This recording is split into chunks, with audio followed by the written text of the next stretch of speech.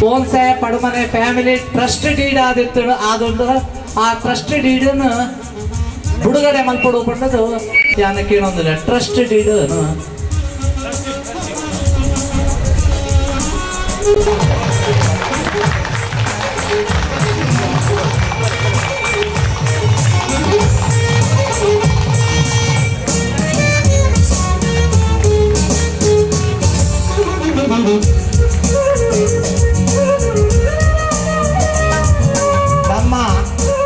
ಈ ಮಹಾಮಲ್ಲ ಲೇಸದ ಬುಕೊಂಜಿ ಕಾರ್ಯಕ್ರಮ ತೋನ್ಸೆ ಪಡುಮನೆ ವೆಬ್ಸೈಟ್ ಉದೀಪೇನೆ.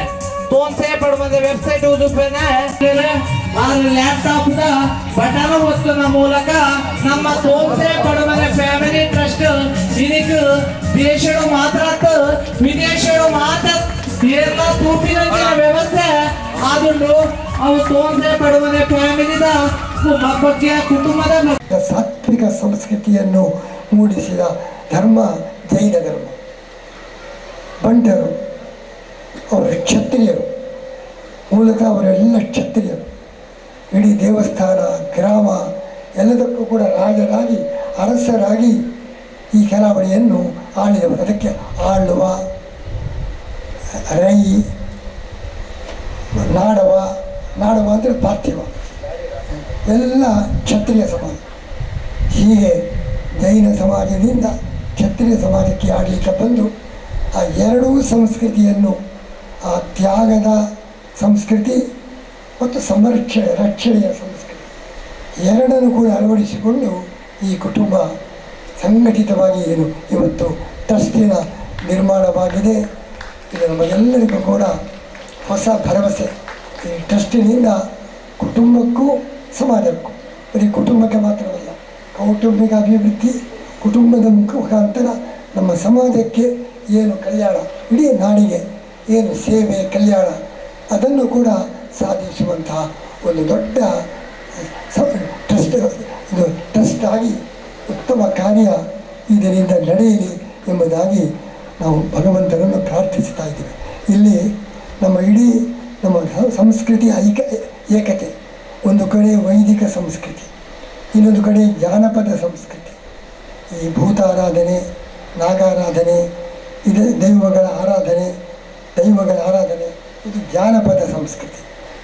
ಗಣಪತಿ ಮುಂತಾದ ಲಕ್ಷ್ಮಿ ಮುಂತಾದ ದೇವಿ ಆರಾಧನೆ, ಹೀಗೆ ವೈದಿಕ ದೇವತೆಗಳು, ಜಾನಪದ ದೇವತೆಗಳು ಇಬ್ಬರನ್ನು ಕೂಡ ಆರಾಧಿಸಿಕೊಂಡು ಎರಡೂ ಸಂಸ್ಕೃತಿಯ ಸಮನ್ವಯ ಭೂಮಿಯಾಗಿ ಈ ಮನೆತನ ಬೆಳೀತಾ ಇದೆ. ಎಲ್ಲ ದೇವರ ಅನುಗ್ರಹ ಈ ಟ್ರಸ್ಟಿಗೆ ಇದೆ ಎಂಬುದನ್ನು ನಾನು ಒತ್ತಿ ಹೇಳ ಬಯಸ್ತಾ ಇದ್ದೇವೆ. ಇದರ ಉದ್ಘಾಟನೆ ಮಾಡಿದವರು ಯಾರು?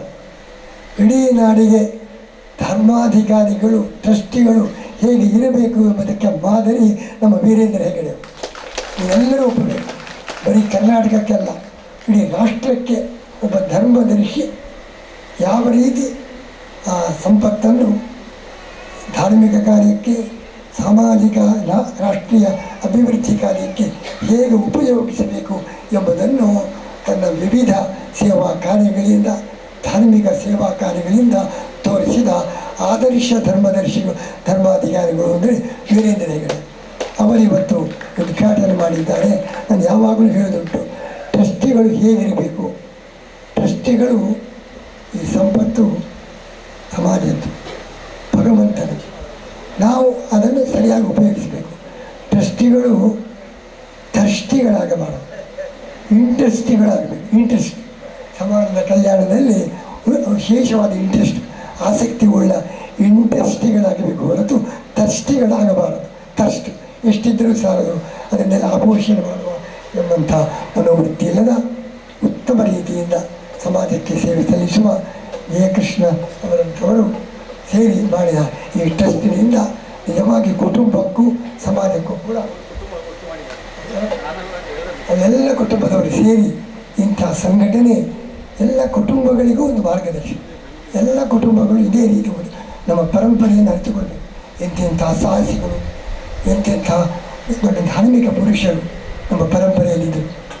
ಆ ಪರಂಪರೆಯ ಇತಿಹಾಸವನ್ನು ತಿಳಿದಾಗ ನಮಗೆ ಒಂದು ಸ್ಫೂರ್ತಿ ಬರಬೇಕು.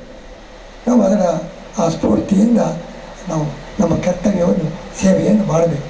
ಅಂಥ ಕೌಟುಂಬಿಕ ಸಂಘಟನೆ, ಪರಂಪರೆಯ ಬಗ್ಗೆ ಸರಿಯಾದ ತಿಳುವಳಿಕೆ, ಅದರಿಂದ ಕುಟುಂಬದ ಮತ್ತು ನಾಡಿನ ಕಲ್ಯಾಣಕ್ಕೆ ಹೆಚ್ಚಿನ ಸೇವೆ ನಡೆಯಲಿ ಎಂಬುದಾಗಿ ಈ ಟ್ರಸ್ಟಿಗೆ ಪೂರ್ಣ ರೀತಿಯಿಂದ ಕೃಷ್ಣನ ಅನುಗ್ರಹವನ್ನು, ಕೃಷ್ಣ ಅಂದರೆ ಸೇವೆಯ ಸಂದೇಶ.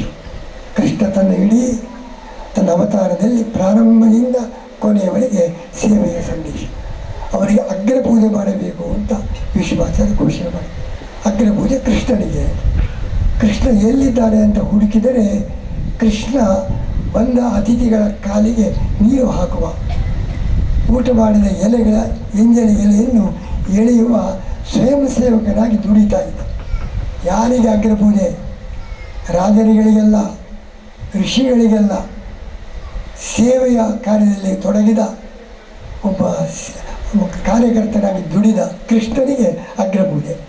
ಅಗ್ರಪೂಜೆ ಅಧಿಕಾರಕ್ಕೆಲ್ಲ, ಸಂಪತ್ತಿಗೆಲ್ಲ, ಸೇವೆಗೆ ಮೊದಲ ಮನೆ ಎಂಬುದನ್ನು ಕೃಷ್ಣ ತೋರಿಸಿದವ. ಅಂತಹ ಕೃಷ್ಣನ ಅನುಗ್ರಹದಿಂದ ಕೌಟುಂಬಿಕವಾಗಿಯೂ ಸಾಮಾಜಿಕವಾಗಿಯೂ ಉತ್ತಮ ಸೇವೆ ಈ ಒಂದು ಟ್ರಸ್ಟಿನಿಂದ ನಡೆಯಲಿ ಎಂಬುದಾಗಿ ಪ್ರಾರ್ಥನೆ ಮಾಡ್ತಾ, ನಮ್ಮ ಜಯಕೃಷ್ಣ ಅವರಿಗೆ ಎಲ್ಲದಕ್ಕಿಂತ ನನಗಿಂತ ನನಗೆ ಪರ್ಯಾಯದಲ್ಲಿ ಎಷ್ಟು ಆಸಕ್ತಿ, ಅದಕ್ಕಿಂತ ಹೆಚ್ಚು ಗಮನ ನಮ್ಮ ಮುಂದಿನ ಪರ್ಯಾಯದ ಕಡೆಗೆ ಅಷ್ಟು ಗಮನ, ತಮ್ಮದೇ ಪರ್ಯಾಯ ಎಂಬ ರೀತಿಯಲ್ಲಿ ಅಷ್ಟು ಅಭಿಮಾನದಿಂದ ಈಗಿಂದೀಗಲೇ ಅದರ ಬಗ್ಗೆ ಆಲೋಚನೆ ಮಾಡ್ತಾ ಇದ್ದಾರೆ. ಅಂಥ ಉತ್ತಮ ಕಾರ್ಯಕರ್ತರು, ಅಭಿಮಾನಿಗಳು, ಅವರೆಲ್ಲರ ಸಹಕಾರದಿಂದ ಕೃಷ್ಣನ ಇಚ್ಛೆಯಿಂದಲೇ 5ನೇ ಪರ್ಯಾಯ ಯಶಸ್ವಿಯಾಗಿ ನಡೆಯಲಿ. ಹೆಗ್ಗಡೆಯವರಂಥವರ ಮಾರ್ಗದರ್ಶನ, ಎಲ್ಲ ಭಕ್ತರ ಅಭಿಮಾನ, ಕೃಷ್ಣನ ಅನುಗ್ರಹದಿಂದ ನಾನು ಅದರ ಬಗ್ಗೆ ಕೃಷ್ಣನಿಗೆ ಬಿಟ್ಟಿದ್ದೇನೆ. 5ನೇ ಪರ್ಯಾಯ ಬೇಕೋ ಬೇಡೋ ಅಂತ ತೀರ್ಮಾನ ಕೃಷ್ಣನಿಗೆ ಬಿಟ್ಟಿದ್ದೇನೆ. ಅವನು ಆರೋಗ್ಯ ಆಯುಷ್ಯ ನೀಡಿದಾಗ ಆ ಕೃಷ್ಣನ ಸೇವೆ ನಡೀತಿದೆ. ನಿಮ್ಮೆಲ್ಲರ ಅಭಿಮಾನ ನನಗೆ ಬಲವನ್ನು ತುಂಬುತ್ತಾ ಇದೆ ಎಂಬುದಾಗಿ ಹೇಳಿ, ವೀರೇಂದ್ರ ಹೆಗಡೆಯವರಿಗೂ ಎಲ್ಲ ಕುಟುಂಬದ ಸದಸ್ಯರಿಗೂ ಭಗವಂತ ಪೂರ್ಣವಾಗಿ ಅನುಗ್ರಹಿಸಲಿ. ಈ ಟ್ರಸ್ಟು ಒಳ್ಳೆಯ ರೀತಿಯಿಂದ ಅಭಿವೃದ್ಧಿಯನ್ನು ಹೊಂದಲಿ ಎಂಬುದಾಗಿ ಪ್ರಾರ್ಥಿಸಿ. ರಾಷ್ಟ್ರೀಯ